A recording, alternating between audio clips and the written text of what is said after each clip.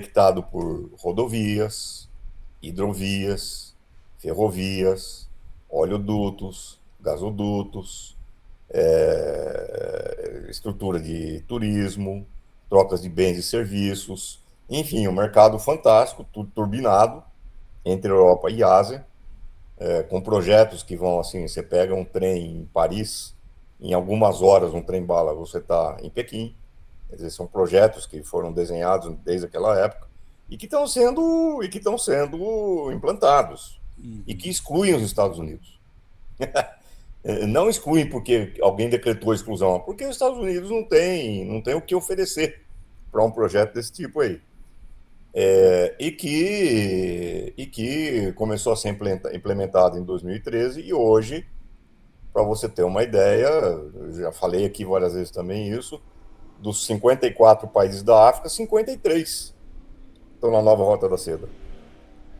E o que interessa para nós aqui, para explicar um pouco a Venezuela, vem pelo segundo dado que eu vou dar agora.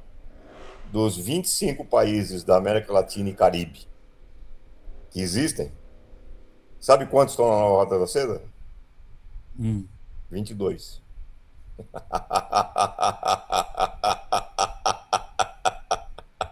Dos 25 países, 22 estão na nova Rota da Seda.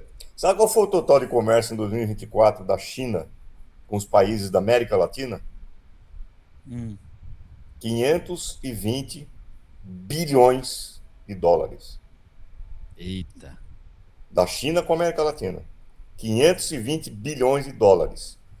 E a China hoje é o principal parceiro econômico da imensa maioria dos países do mundo, inclusive dos países cujos governos não gostam da China. Por exemplo, a Argentina de Milei. Qual é o principal parceiro comercial da Argentina? China.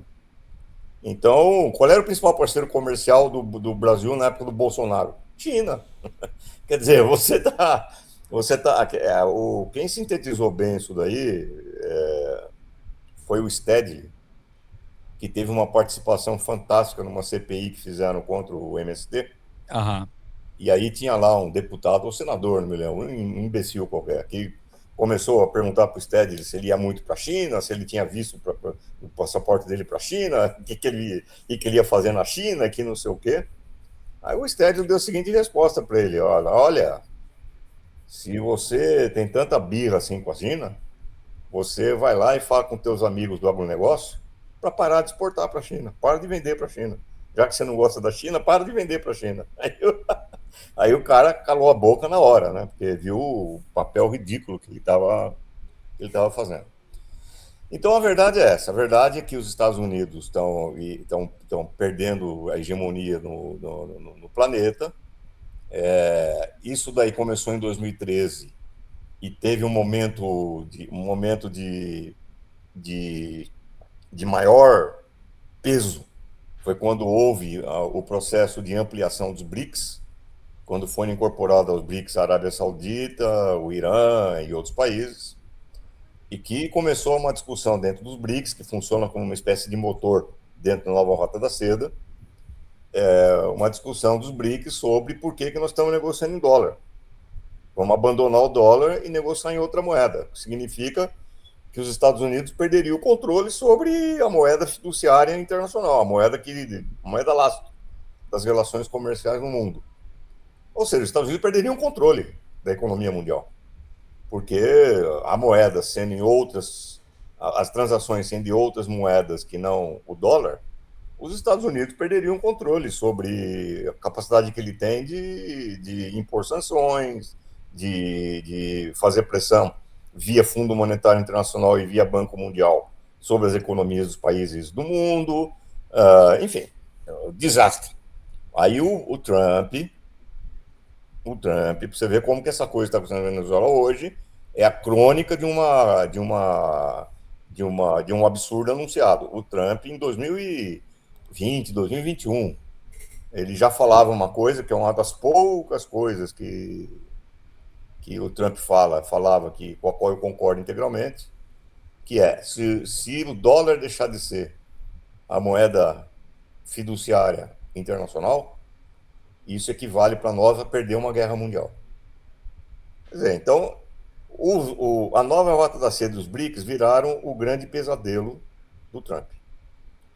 E o imperialismo estadunidense, perdendo comércio, perdendo hegemonia no mundo, ele agora está querendo manter aquilo que ele acha que ele pode manter. Então ele olha para o mundo e fala assim: onde é que eu vou? Onde é que eu vou apostar as minhas fichas que eu vou dominar completamente e vou barrar o máximo possível a influência da Rússia e da China? Onde é que é? A Ásia não, porque a China está lá. Europa não, inclusive porque eles estão tomando pau na Ucrânia. A Ásia Ocidental, equivocadamente qualificada como Oriente Médio, está complicado, inclusive porque o Irã deu um pau em Israel na Guerra dos 12 Dias, que a coisa ficou feia lá. E Israel não conseguiu nenhum dos objetivos que eles queriam em Gaza, apesar de ter destruído praticamente, apesar do genocídio cometido em Gaza. Destruíram tudo, mas não conseguiram o que eles queriam, que é eliminar o Hamas, eliminar a resistência. Não conseguiram estabilizar porcaria nenhuma em Gaza.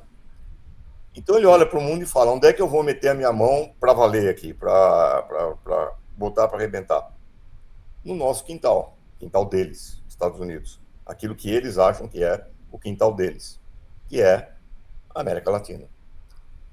Que é o conteúdo desse documento que eles publicaram há um mês atrás, as novas diretrizes para a política externa dos Estados Unidos, em que claramente eles definem que os Estados Unidos vão assumir, adaptar a doutrina Monroe para o século XXI. O que é a doutrina Monroe? É a doutrina formulada em 1823, quando os Estados Unidos era presidido pelo James Monroe, em que basicamente o governo dos Estados Unidos dizia o seguinte: olha, vocês, potências europeias, vocês se reuniram lá na conferência de Viena, vocês dividiram o mundo entre vocês, e tudo bem. Então, vocês querem ir para a África, colonizar a África, vão lá e colonizar a África. Vocês querem colonizar a Ásia, tudo bem, vai lá e coloniza a Ásia. Não venham para as Américas, porque a América, o hemisfério ocidental é nosso. A famosa América para os americanos. E aí a gente completa americanos do Sim. norte. Do norte. E aí o Trump agora, ele lança esse documento aí, há um mês atrás, novas diretrizes da política externa dos Estados Unidos, em que ele redefine a doutrina Monroe para o século XXI. Que é o corolário Trump, né? Oi? Que é o corolário Trump, a Aquilo que eles doutrina estão chamando Monroe, né? aquilo que chamando de corolário Trump, a bobagem. Mas o essencial é que ele define as Américas como quintal dos Estados Unidos e fala: aqui é nosso e ninguém tasca. E acabou, e ponto final. Então,